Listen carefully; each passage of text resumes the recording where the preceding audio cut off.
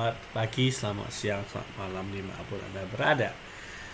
Oke, jumpa lagi di MedPen untuk pertemuan yang ketiga, yaitu kita bicara mengenai setelah kita mengetahui metodenya atau paling tidak punya bayangan metode seperti apa, we are come with a final question.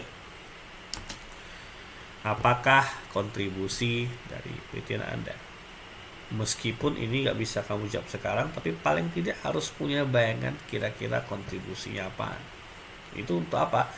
Memudahkan Anda ketika Anda menulis bab 1, bab 2, maupun nanti ke depan bab 3, bab 4, dan bab 5 tentu saja. So, kontribusi itu apa saja sih?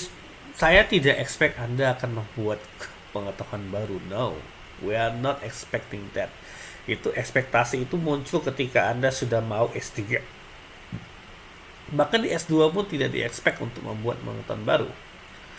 Nah, tetapi untuk S1 kontribusinya itu apa? Pertama-tama ada dua jenis kontribusi yang mungkin. Yang pertama adalah validate a theory. Jadi memvalidasi teori tertentu, makanya Anda diminta untuk mencari metode orang lain yang mencoba Anda replikasi di daerah Batam atau daerah Anda supaya Anda bisa memvalidasi teori tersebut. Atau yang kedua adalah menggabungkan teori A dan teori B. Jadi teori A punya model, teori B punya model, saya coba gabungin dan kita coba tes apa hasilnya. Jadi hampir semua skripsi itu ada di antara dua ini. Tentu ada juga tambahan lain keterangan misalnya geofencing dan demografi misalnya. Contoh, saya memvalidasi teori tertentu tetapi di wilayah Batam. Nah, itu ada kontribusi. Kenapa Anda tidak ada paper lain yang ngomong itu masalahnya? Ada paper pertama dan harus yang pertama ngomong itu. Itu namanya contribution.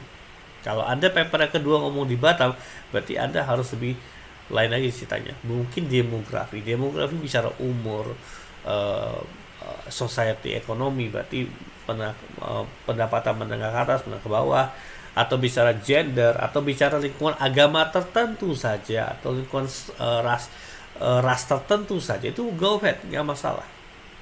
Dan tentu yang terakhir adalah develop something based on theory, dan itu berfungsi untuk memvalidasi teori tersebut, bahwa teori itu make sense, jalan gitu loh. Jadi kayak saya membuat sebuah film dengan MDLC, itu gunanya apa? Memvalidasi teori MDLC dengan membuat sesuatu. Cuman membuat sesuatunya harus dengan aplikasi aneh-aneh gitu loh.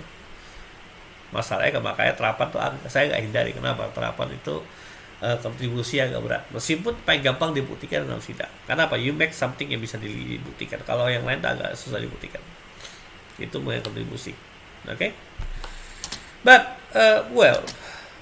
tambahan pertanyaan. Jadi mau ngejar dosen siapa? Nah, memilih supervisor itu seperti memilih orang tua Anda. Kenapa?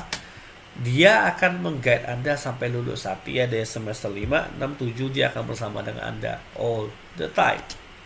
Jadi baik sama dia ya. Kenapa? Nanti kalau Anda tak baik sama dia tidak akan baik sama Anda.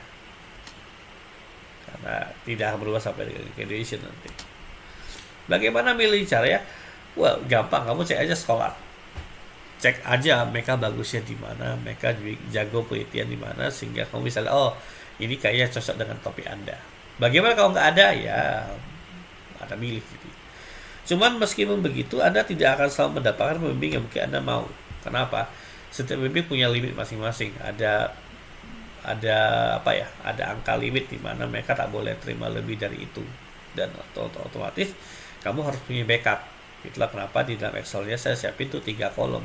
Lu harus ngisi maksimal 3, minimal 1 lah untuk backup. Jadi kalau Anda tidak milih, berarti Anda mau dengan siapapun tidak masalah. Now, the list untuk PSI. Jadi orang-orang PSI itu banyak banget sebenarnya dibanding orang TKV sama orang Omnivora. Jadi ini yang purely PSI. Meskipun orang TKV mau ambil sama orang PSI, go ahead, nggak masalah. Itu nggak relevan lagi. Itu nggak masalah bagi saya. And then untuk orang TKV nggak tahu banyak. TKV cuma 5 orang dan 2 orang bahkan bukan di TKV. Dan the Omnivora itu basically Kalau saya biasa tong sampahnya SI biasanya. Jadi yang nggak ada pilihan biasa lari ke gua semua. Atau orang-orang yang dibuang sama spamnya biasa lari ke gua semua. Oke, kurang lebih seperti itu aja. Thank you. Let's carry on dengan materi hari ini. Thank you.